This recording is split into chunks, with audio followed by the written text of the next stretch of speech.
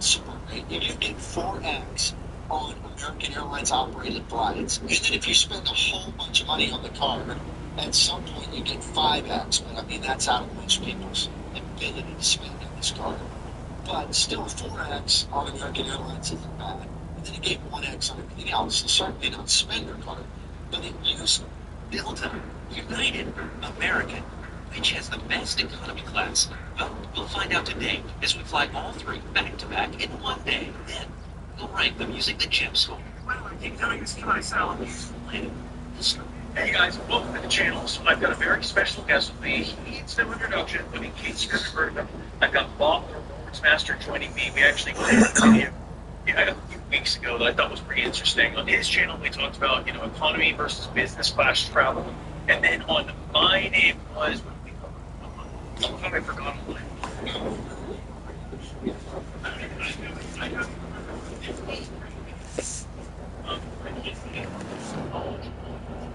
Space, for instance, let's say miles per night of the travels and fly those collaborations together.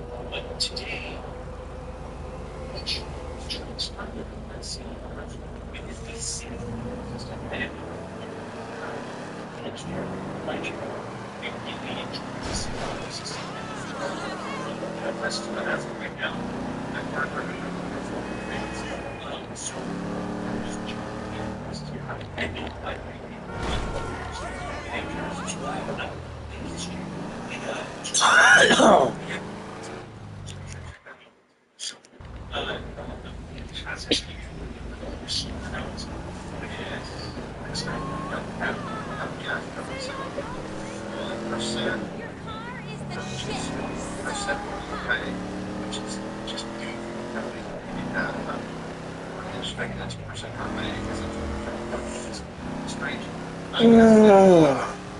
That's dumb luck right there.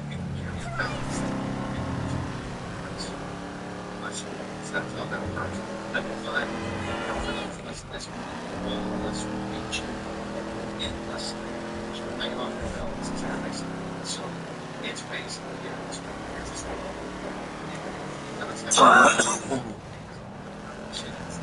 and so,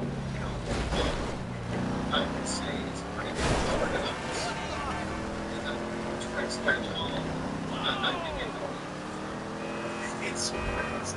It's like any kind of like right up as far as I mean, that's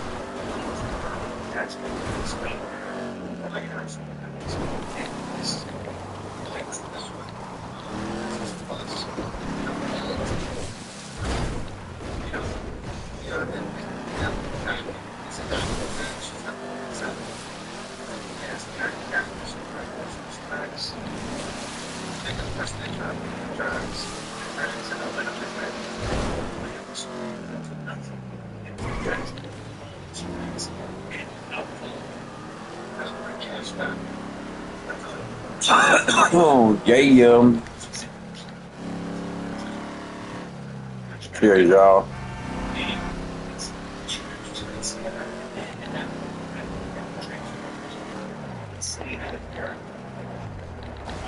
Kind of in one of the blah moments this morning. I just feel like I just want to go back to sleep and relax and just not go into work.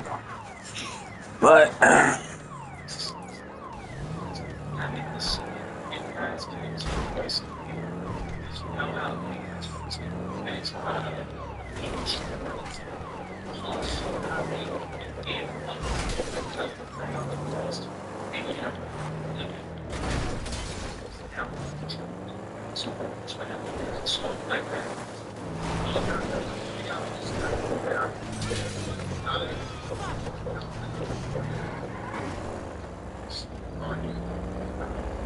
damn, I need a new car already. I'm about to go right back up to that lot.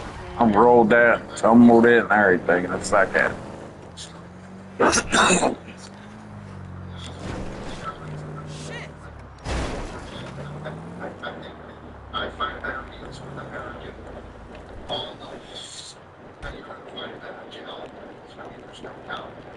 That's right. But on the whole, I just think it's really, really powerful. And so I'm not saying that they're a lot better than boys. I'm not saying that they're bullies.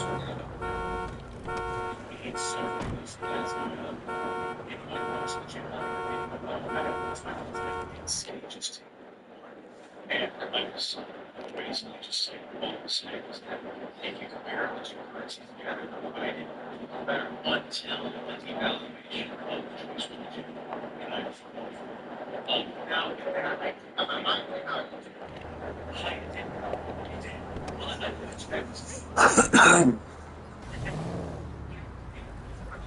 Shout out to the one that's watching now. Big ups to you.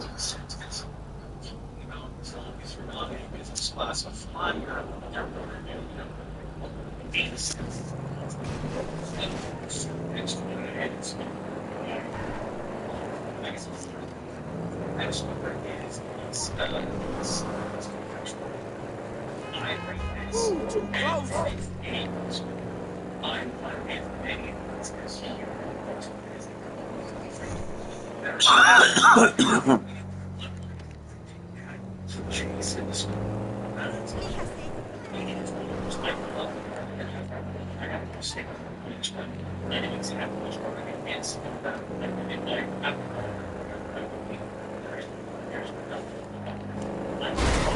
You son of a bitch, what did I do to you?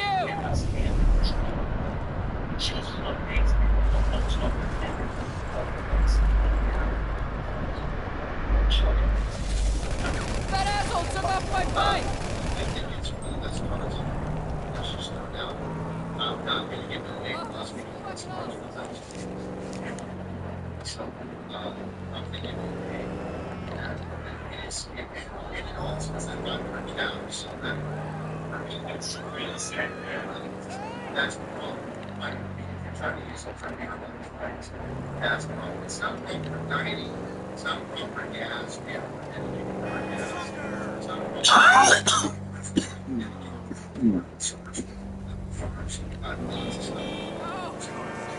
and so it's great almost those categories.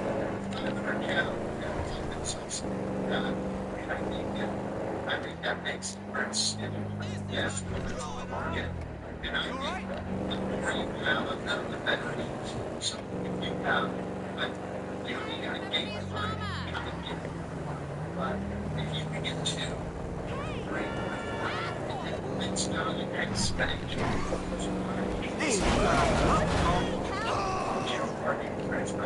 So, it is just, but it does have to return to those it's the out. So, I'm thinking, All right, dog.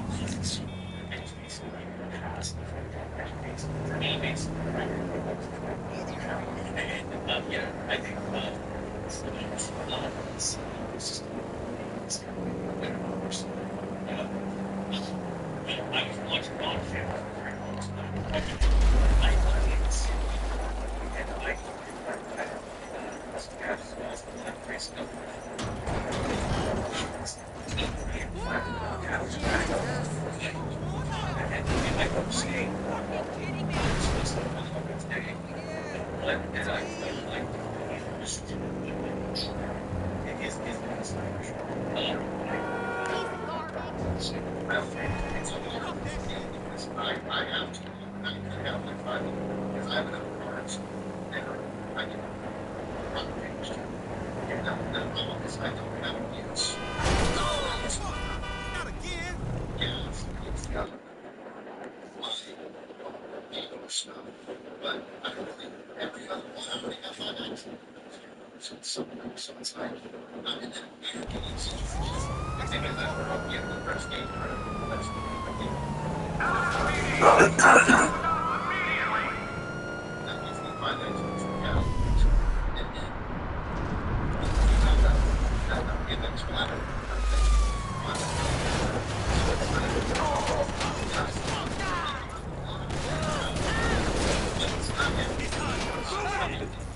Die! Got him. assholes down! Everyone with me! I need cover! Need cover!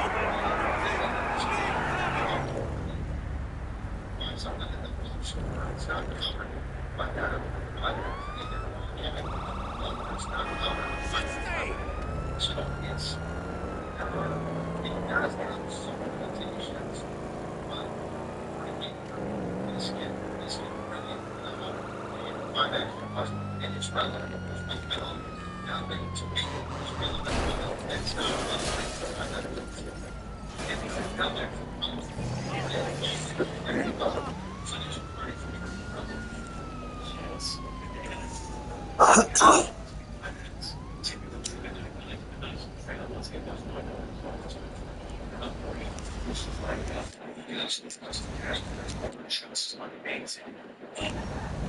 You're caught!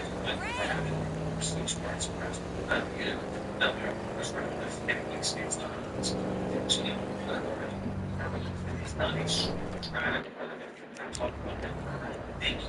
Tries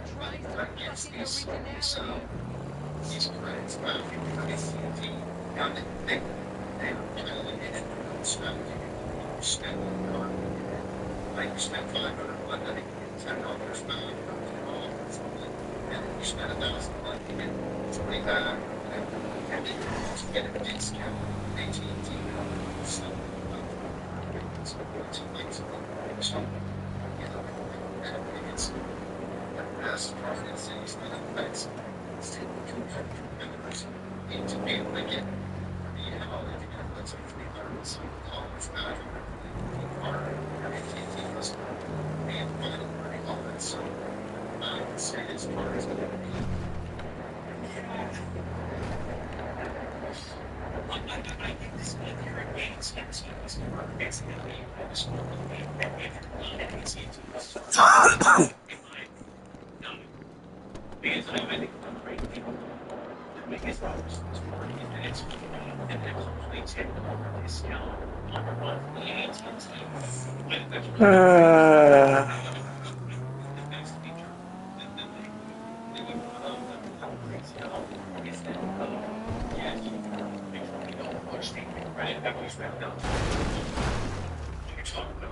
fucking originality.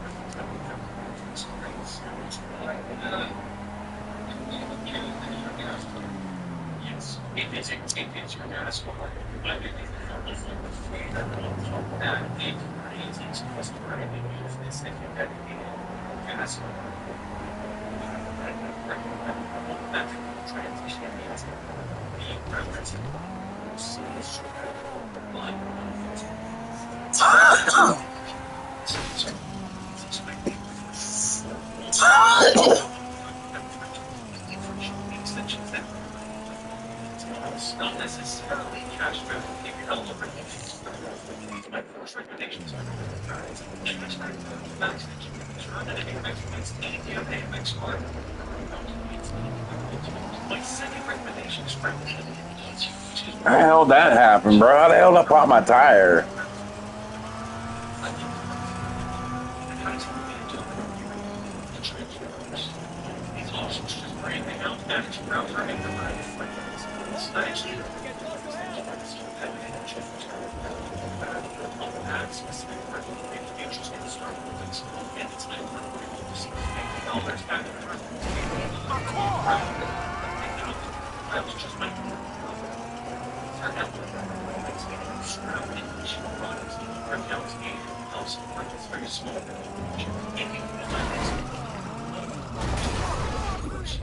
Hey, fuck this shit.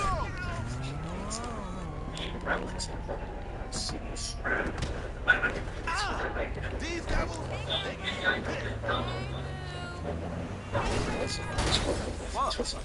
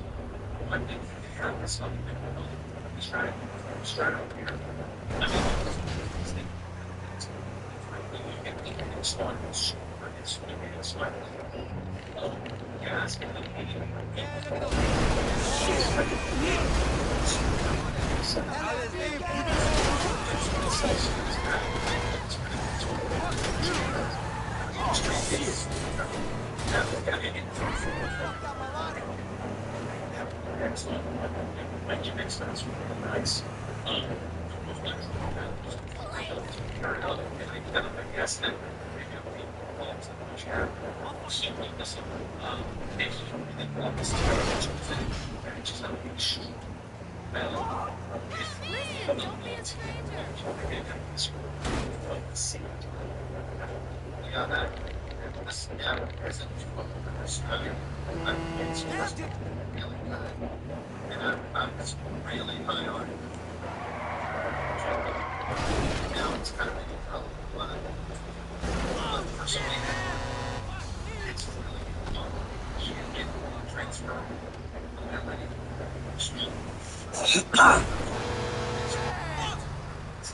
stranger.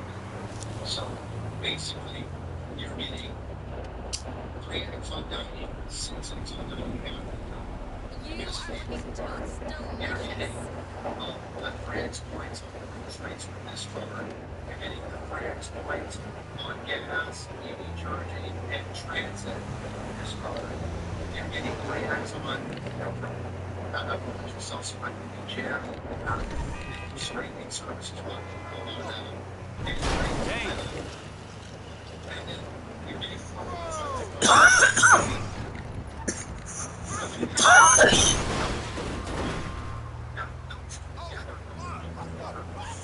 it's so nice that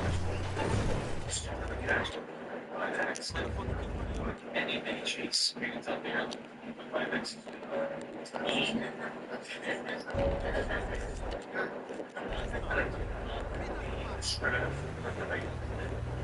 It's just United States. You need to have no more transaction. That's the specific metro area of the United States. Your transit is being had, but I think that's not enough. It's extremely international. So, American transit is, I mean, national transit is huge, but national transit is for me, the transit factor on this is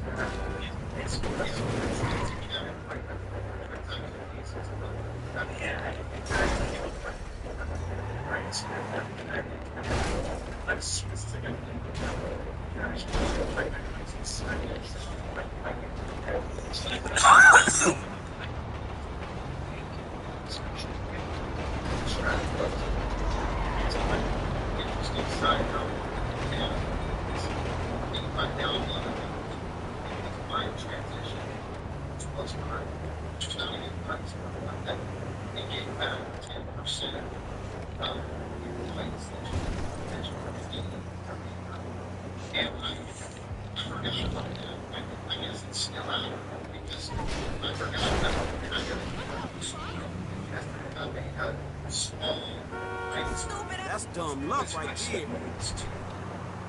Don't make no fucking sense.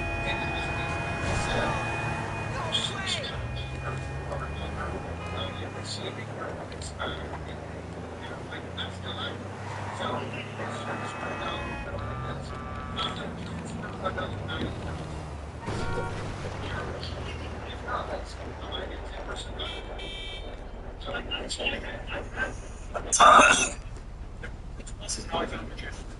Oh, that was, you're going to be, where you were talking about the rewards plus that 10% rebate, and I could not find anyone talking about that. I mean, they would mention it, but it's $100 worth of points that a free card is. Oh!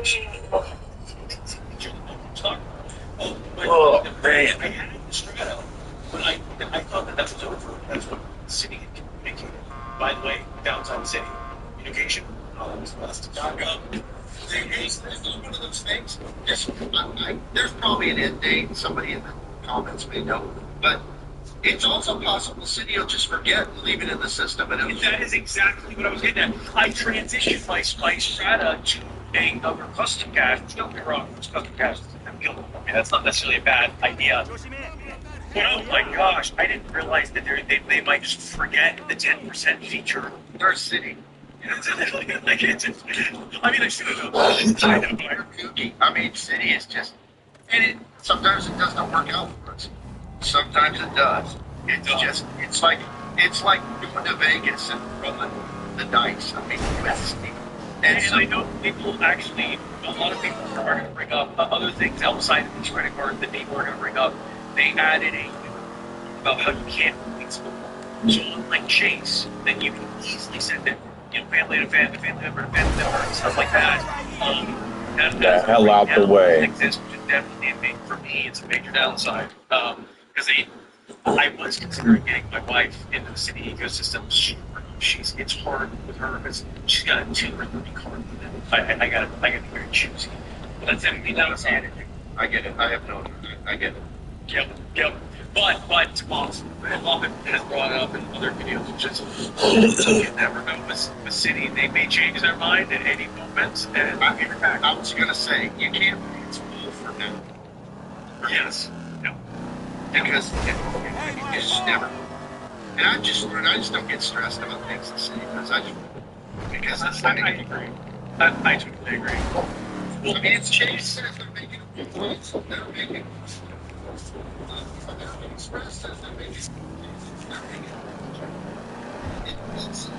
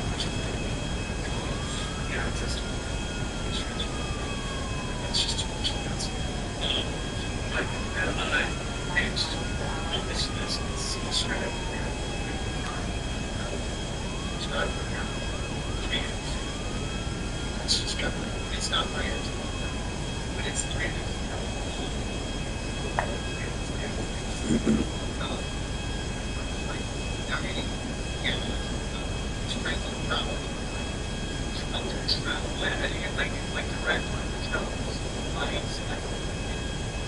He's not going to go. So the straddle, I don't know.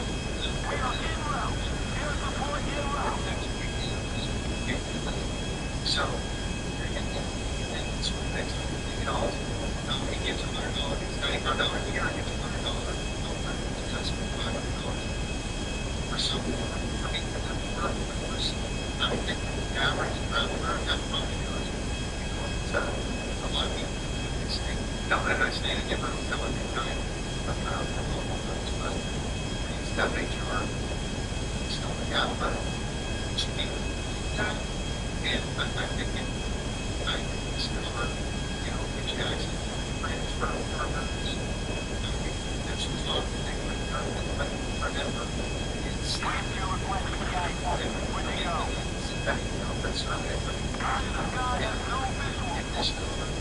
I think it's a solid 8 hour. That's 95 $200 car.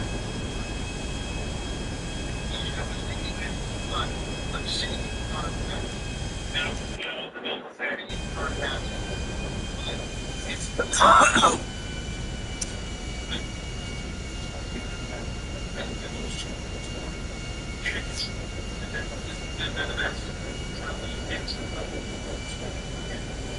Just like this, the next thing I'd say, I think that one step. Yeah, that's just sort of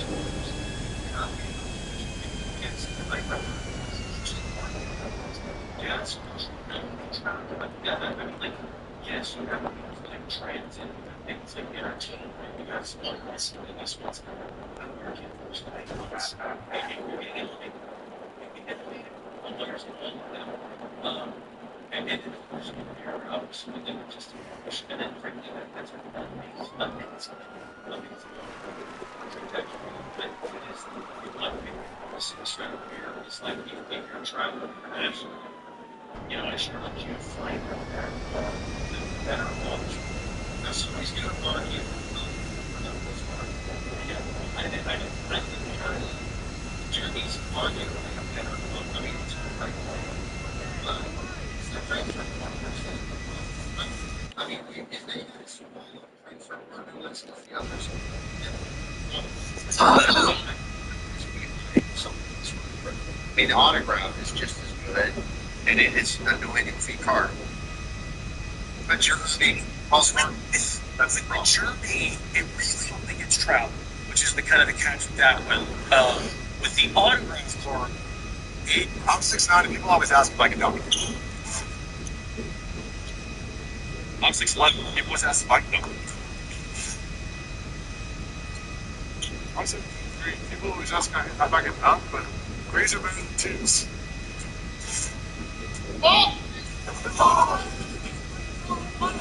Three's better than two.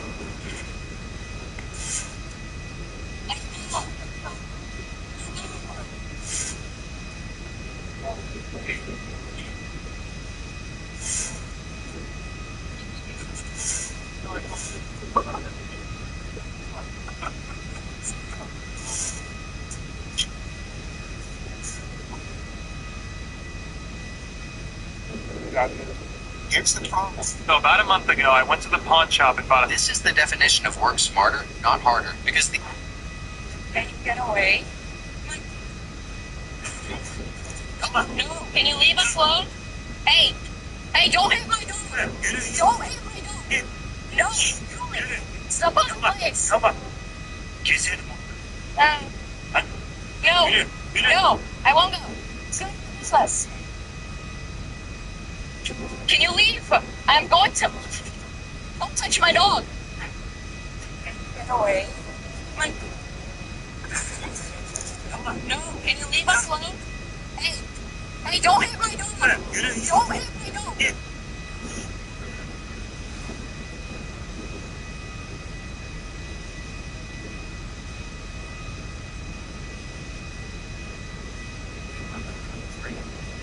Made its last run and stopped forever. For 33 years, That tram had shuttled passengers between two separate buildings, a check-in terminal on one side and the gates on the other. It was built that way for one reason. Pittsburgh wasn't supposed to be a place people flew to. It was a place people changed planes. A few hours later, a United red-eye from San Francisco touched down and became the first arrival at Pittsburgh's brand new $1.7 billion terminal. Now here's what makes this strange. In 1997, this airport handled more than 20 million passengers. U.S. Airways ran 542 flights a day out of here and employed almost 12,000 people.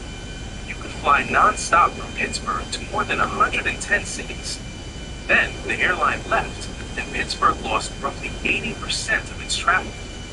22 gates were closed off and turned into a parking lot. Concourses were walled up to save on electricity bill. So why would a city that lost its airline just spend $1.7 million on a new airport? Because Pittsburgh finally figured out something most D-hub cities never do. And the answer starts with the sentence the new CEO said to her own board on the day she took the job. To understand the comeback, let's understand how strange the original airport was. In October 1992, Pittsburgh opened what the New York Times called the Airport of the Future. It cost about $1 billion, and it was built almost entirely to U.S. Airways specifications. It introduced things the whole industry copied. The X-shaped airside terminal, full of concourses radiating from a central pool, was the first successful version of that design anywhere, and airports around the world still use it. And it had the Air Mall, the first People don't know how innovative we are out here, man. airport, with more than 100 stores that promised the same prices you'd pay in town. People from the western suburbs would drive out to the airport just to shop. It was designed to handle up to 35 million passengers a year. But look closer at the design, and you can see the assumption baked into it. Two separate buildings, a tram in between. That layout only makes sense when most of your passengers never leave the secure area, because they're connected. And they were. At its peak, about 80% of everyone moving through Pittsburgh was changing planes. Only 1 in 5 was actually going to Pittsburgh. That's not really an airport for a city. That's a sorting facility that happens to sit near one. August 2001 was the busiest month in its history. 2 million passengers, around 630 flights a day, 7 daily flights to Latrobe, a town 40 miles away. It was, briefly, one of the most connected places in America. And then, over about 3 years, it wasn't.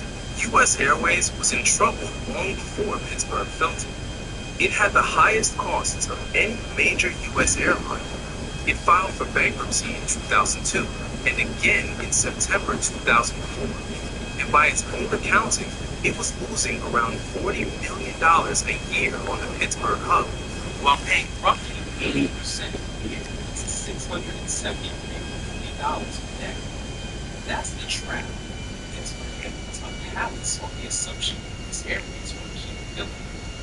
U.S. Airways couldn't afford the rent. The two sides fought over fees and couldn't reach a deal.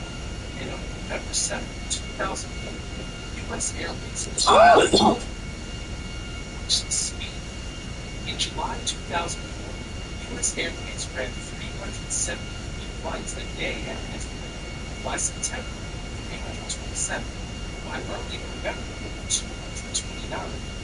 Daily seats went from 1,000 by 2000 to about 10,000 by 2007. The region lost more than 10,000 airline jobs. U.S. Airways Pittsburgh workforce fell from about 12,700 to 3,000. The county executive called it a second devastating blow after the collapse of standing gains. And that comparison mattered, because Pittsburgh had already been one kind of dying. Then came the physical evidence. Concourse E, 22 gates, was closed and converted into a parking lot. 12 of the 25 gates in Concourse B were done. Half of Concourses A and B were walled off entirely, which saved about $1 billion a year to these.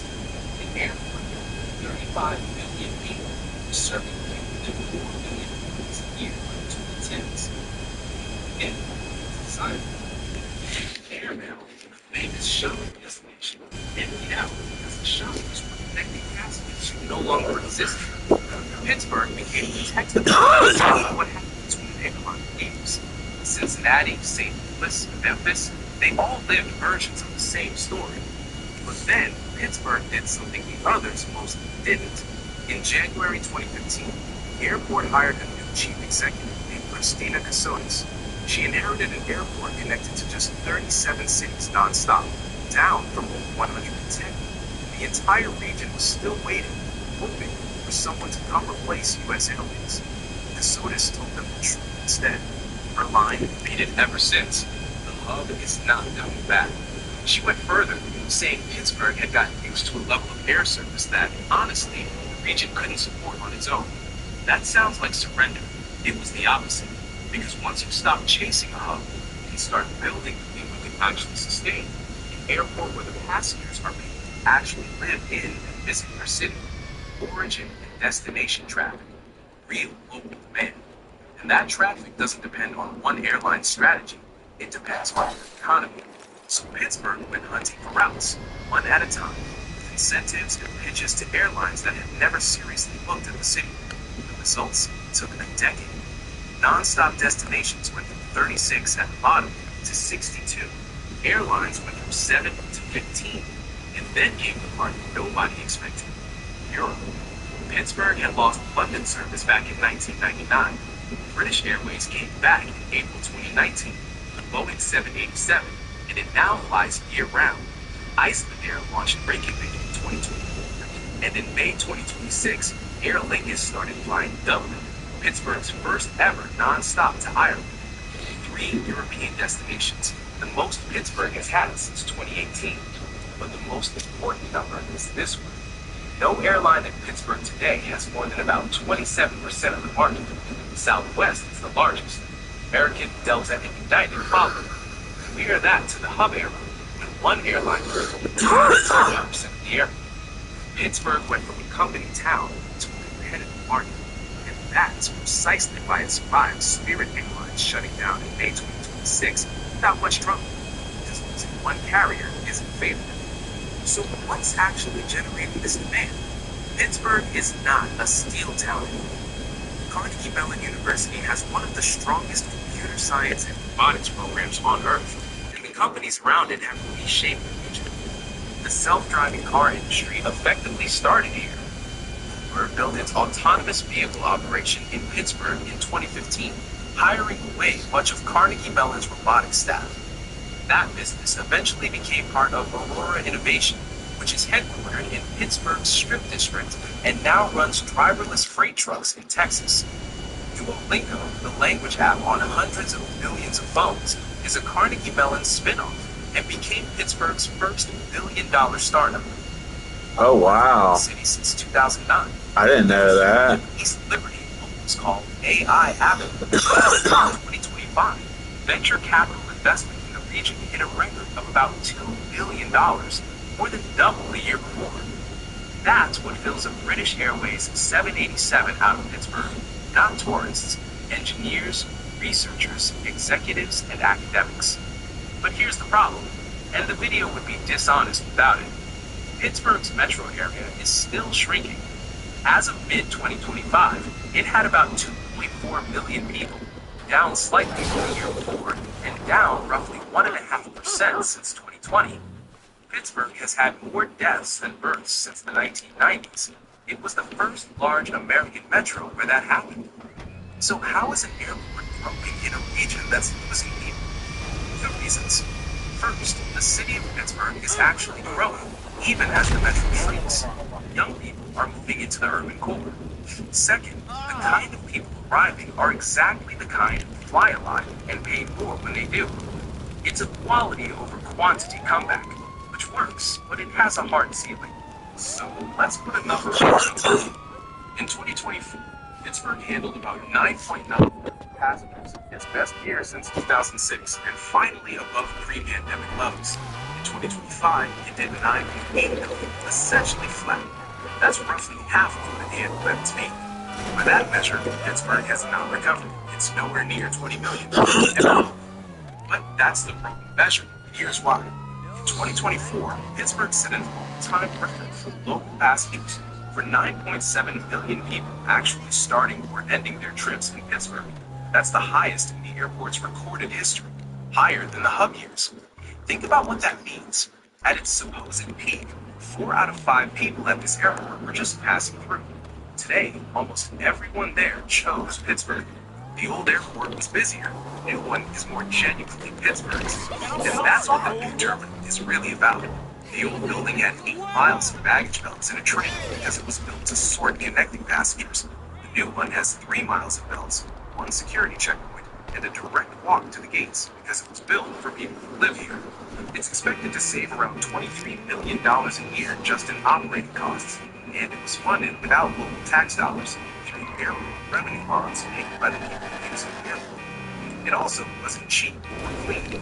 The cost went from an estimated $1.1 billion in 2017 to about $1.7 billion, a 54% increase, and the airport never published a detailed breakdown of the overrun. Critics, including the architect of the original 1992 terminal, questioned whether it was needed at all. So what should you actually watch from here? Watch whether Southwest keeps growing in Pittsburgh or starts trimming, because at 27%, it's still the biggest single dependency. Watch whether all 3 European routes survive their second and third summers.